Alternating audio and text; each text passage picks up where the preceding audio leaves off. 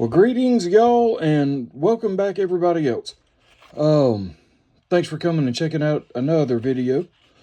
This here, in my little slip, is a Rough Rider cotton sampler. Now, earlier today, well, and today being Tuesday, you'll see this video on Wednesday. I did share a YouTube short, where I was carrying one of these, like a pocket check that I did, and I showed it off. And that one had a different handle on it. I think it's called Midnight Ice or something like that.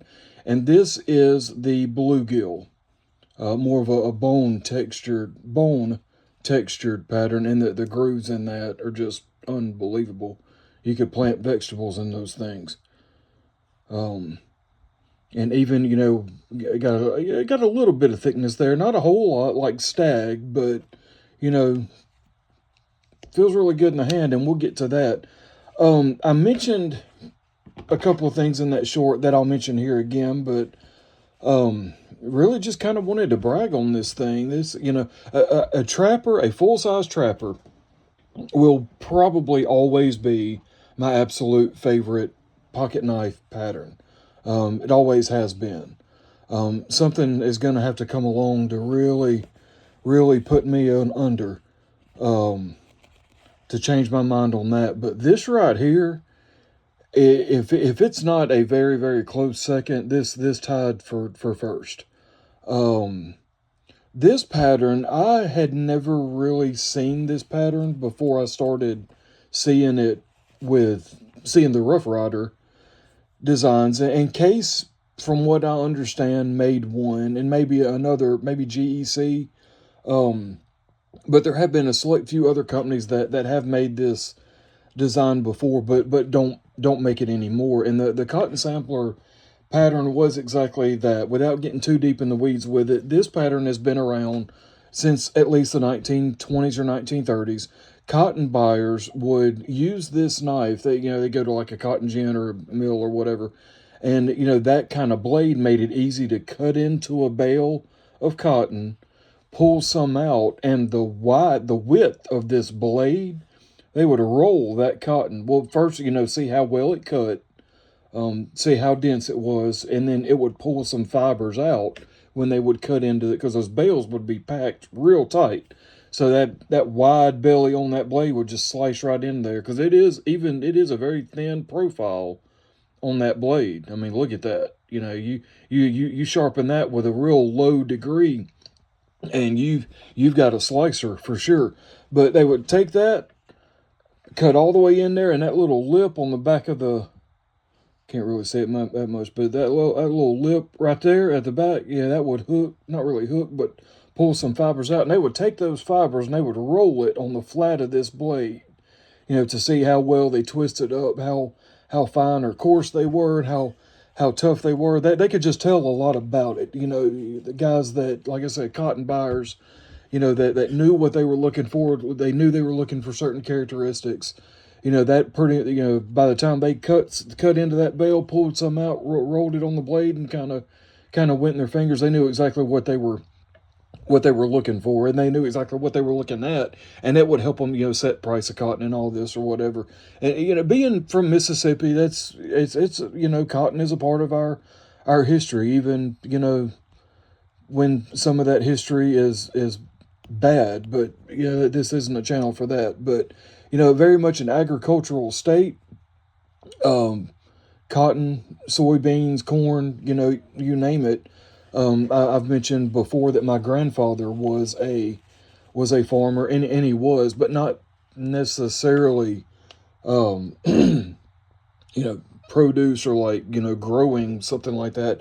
He was a chicken farmer. He was a tenant chicken farmer, that, ran chicken houses for the whatever landowner that they were living on, or whoever he was working for at the time. And that's what he did. So, having, just an agricultural background, here in Mississippi where I live, that means a lot to me. It really does.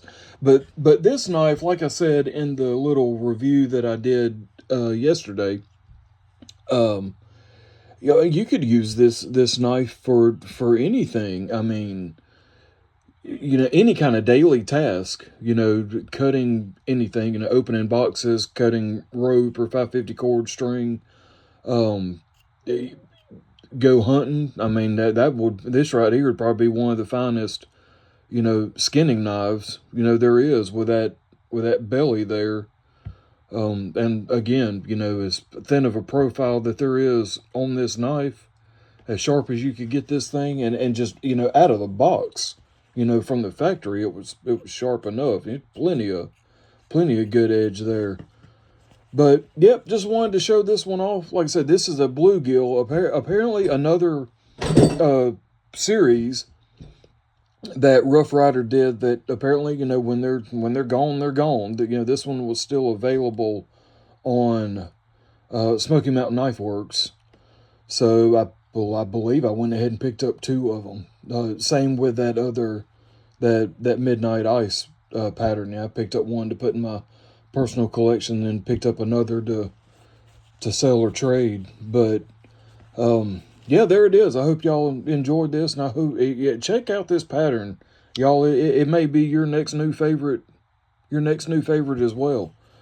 But again, now I want to give a special shout out. I hope you stayed around for this part of the video. Brother Jim over at Barlow Brigade, right yonder.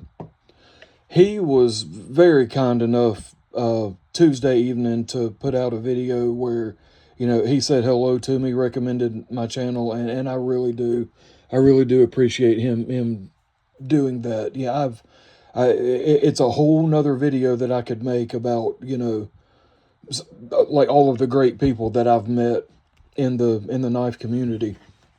And I really want to thank him. I give him a special shout out as well back to him, just to say thank you for his support, and thank you for, you know, pointing his subscribers, his viewers to me. And if you know, you're one of my subscribers that hasn't heard of him yet, definitely go check him out. There's his sticker there. He is on YouTube. He hopefully you could hear me, but he is on YouTube. But I'll add him in the description, and you'll be able to just use it as a link to go to his YouTube page. But there it is. I hope y'all have a great day, and we'll see you real soon.